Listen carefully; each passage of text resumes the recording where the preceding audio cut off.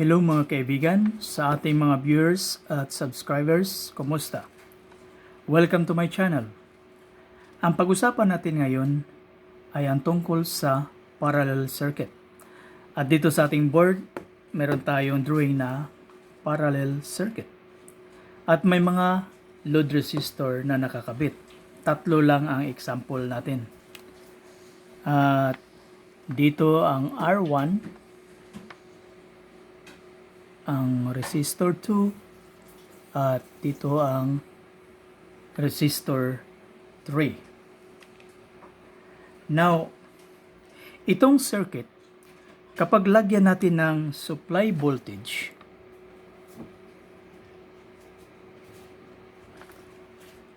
ay mayroong current na dumadaloy dito. At yan ang ating total current. At pagdating dito sa junction na ito, mayroong current na dumadaloy sa ating load 1 o resistor 1 at yan ang I1. At mayroong current na papunta dito. At pagdating naman dito sa junction na ito, mayroong current na dumaan sa R2 at yan ang I2. At mayroong current na papunta dito tuloy sa ating load 3 at yan ang ating I3. At ang ating current patuloy na nag-flow at pagdating dito sa junction na ito, ang I2 at I3 ay magkasama. At dito naman sa junction na ito, ang I1 sasama na kina I2 at I3. At ito ang ating total current. So, kung susukatin natin ang current dito, pareho lang ang value sa kabilang linya. Yan ang total current. At across sa individual resistors, mayroon siyang voltage. At sa R1, mayroon siyang voltage at tinatawag nating B1 or voltage 1. Sa R2, mayroon din. Yan ang B2. At sa R3, across the R3, mayroon ding voltage. So, tinatawag din natin B3. At ang ating supply voltage or applied voltage, yan ang ating total voltage. Sa role ng parallel circuit, ang total resistance is equal to the reciprocal of the sum or the reciprocal of the individual branches or resistors. So 1 over R1 plus 1 over R2 plus 1 over R3. At ang total current ay IT equals I1 plus I2 plus I3 at ang total voltage ay BT equals B1 equals B2 equals B3. At isama na din natin ang total power. PT equals P1 plus P2 plus P3. So, ganun din ang sa series circuit. Addition din ang total power. So, yan ang mga formula ng parallel circuit. Now, lagyan natin ng value ang mga resistors. Let's say sa R1 is 2 ohms, R2 is 5 ohms, at R3 is 10 ohms. At ang supply voltage natin ay lagyan lang natin ng 20 volts DC or direct current. At sa formula ng parallel circuit, makikita natin dito na ang total voltage is equal to B1 equals B2 equals B3. So, ibig sabihin, ang voltahe na masusukat natin across sa resistors, every resistors, for example, dito sa R1 ay 20 volts. So, B1 is 20 volts. B2 is 20 volts. B3 is 20 volts. Since may value na ang mga resistors at voltage, makuha na natin ang current sa individual resistors gamit ang Ohm's law formula na B equals I times R. So makukuha natin ang current. So I1 equal to B1 20 volts divided by R1 2 ohms equals 10 amps. At ang I2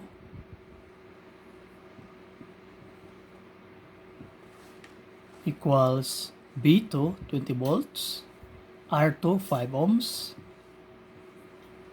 equals 4 amps. At ang I3 B3 is 20 volts, R3 is 10 ohms, so I3 is 2 amps. At based sa formula, makukuha na natin ang value ng total current. So IT equals 10 amps plus 4 amps plus 2 amps. So equals 16 amps ang total current natin. So dito ang 16 amps. Ang I1 is 10 amps. I2 is 4. At I3 is 2 amps.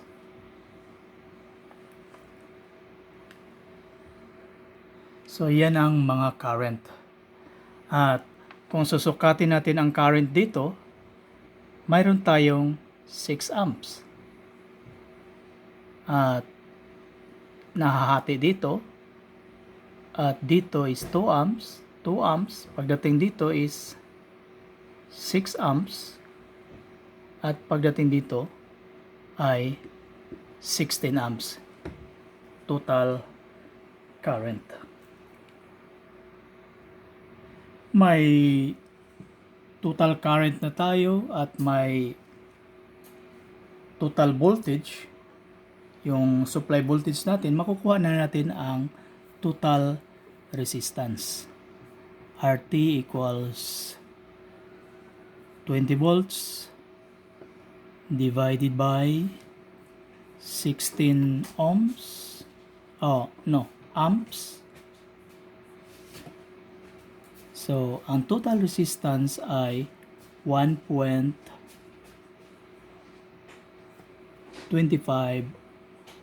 ohms. At ang ating total power gamit yung power formula na BT times IT. Ang BT natin, total voltage is 20 volts. At ang total current is 16 amps.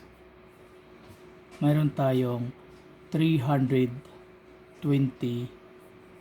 watts na power sa ating circuit. At yan ang first option kung mag-umpisa tayo sa pagkuha ng mga individual current sa bawat load. At kung mag-umpisa naman tayo gamit itong formula ng total resistance, pwede rin. So, RT equals 1 over, and then 1 over 2. R2 is 1 over 5 plus 1 over R3 is 10 ohms. So, equals 0.5 plus 0.2 plus 0.1, and then equals 1 over 0.8. So 1 divided by 0.8 equals 1.25 ohms din ang value ng ating total resistance. So same value pagkuha dito kung gamitin din natin itong sa kabila. At ang ating total current IT equals 20 volts divided by 1.25 ohms equals 16 amps. So pareho lang kung mag-umpisa ka dito sa mga individual current or mag-umpisa ka dito sa total resistance na formula. Dalawang option. Okay? At mayroon din tayong ibang formula na magamit kung kukunin natin ang equivalent resistance or total resistance. Kung dalawa lang ang nakakabit sa parallel circuit natin, dalawang resistor, let's say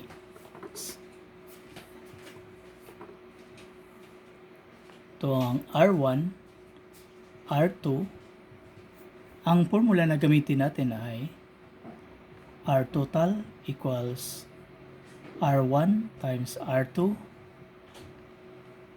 over R1 plus R2. Kung lalagyan natin ng value, 2 ohms, ito 4 ohms, substitute lang natin. 2 times 4, and then 2 plus 4, and then 2 times 4 equals 8, 2 plus 4 equals 6. So, makuha din natin ang total or equivalent resistance na 1.33 ohms. So, ganun din ang resulta kung gagamitin natin ang ganitong formula na reciprocals. At mayroon pang isang formula. Kung ang value ng ating resistor sa ating parallel circuit, mayroon tayong 4 na resistor na pareho ang value. Let's say 10 ohms, dito 10 din.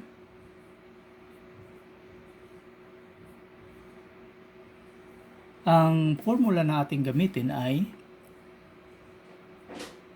RT or total resistance equals R divided by N. So R is the value of the resistor at ang N is number of resistor. So ilang piraso. At ito, i-substitute natin. So ano ang value ng resistor? Is 10. And then number of resistor, ilang piraso? So 4. So 10 divided by 4 equals 2.5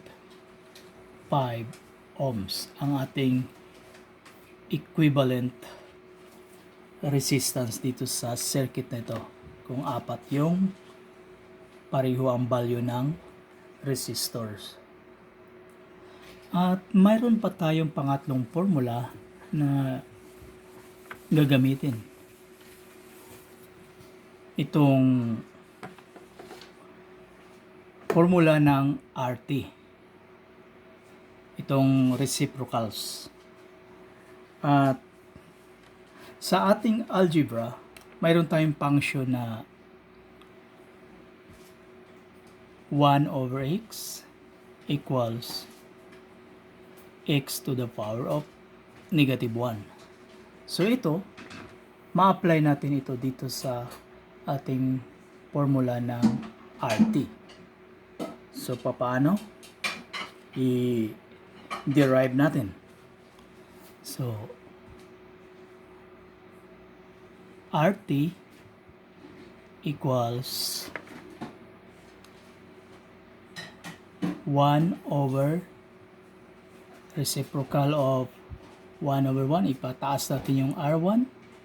R1 to the power of negative 1 plus R2 to the power of negative 1 plus R3 power of negative 1. So, since na reciprocal pa rin yan, i-derive pa rin natin. RT equals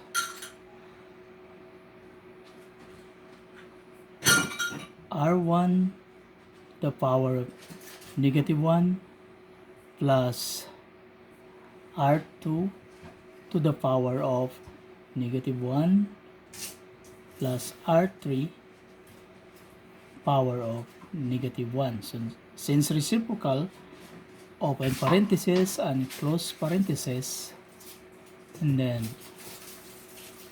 power of negative 1. At itong formula na to, pwede nating i-derive ng ganito. Bracket, open bracket, and then R1 negative 1 plus R2 negative 1 plus R3 negative 1, and then bracket the power of negative 1. At balikan natin yung sample natin ng mga value ng ating mga resistors. So, i-substitute natin dito sa ating formula. R2 or R total equals 2 ohms. So, negative 1 plus 5 to negative 1 plus 10 to negative 1, close parenthesis, negative 1. Ito, magagamit ito natin sa pag-solve kung gamit natin ang scientific calculator. Sa ating scientific calculator, mayroon tayong inverse, or secant function. At mayroon din tayong symbol na x to negative 1. So itong tatlo lang or dalawa ang gamitin natin. May mga calculator na ganito, inverse, or may secant function, pareho lang din. Inverse lang din kalalabasan. So, sa ating calculator na scientific, so ito.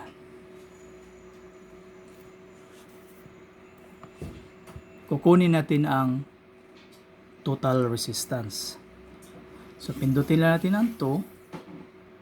Tapos, inverse at ang sign ng negative 1 or x to negative 1 and then plus 5 and then inverse x to negative 1 plus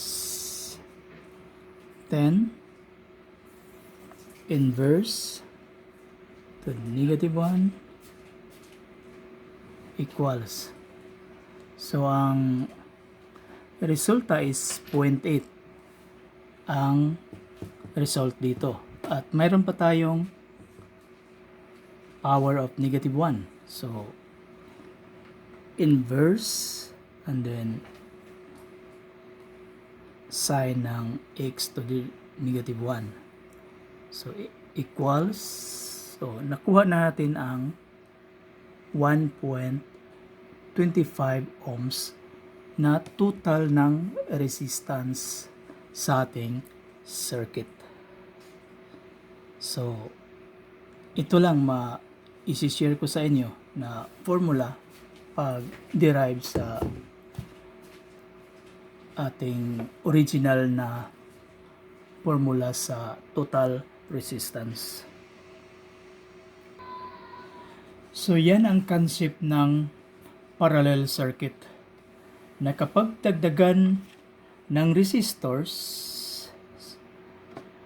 bababa ang total resistance at tataas ang total current. Opposite sa series circuit. Kapag maraming naka-series na resistor, tataas ang total resistance at bababa ang total current sa series circuit. Okay? Hanggang dito na lang. Sana may natutunan kayo sa ating topic ngayon. Please subscribe, comment, like and share. Shout out to all the viewers and my subscribers. Thanks for watching.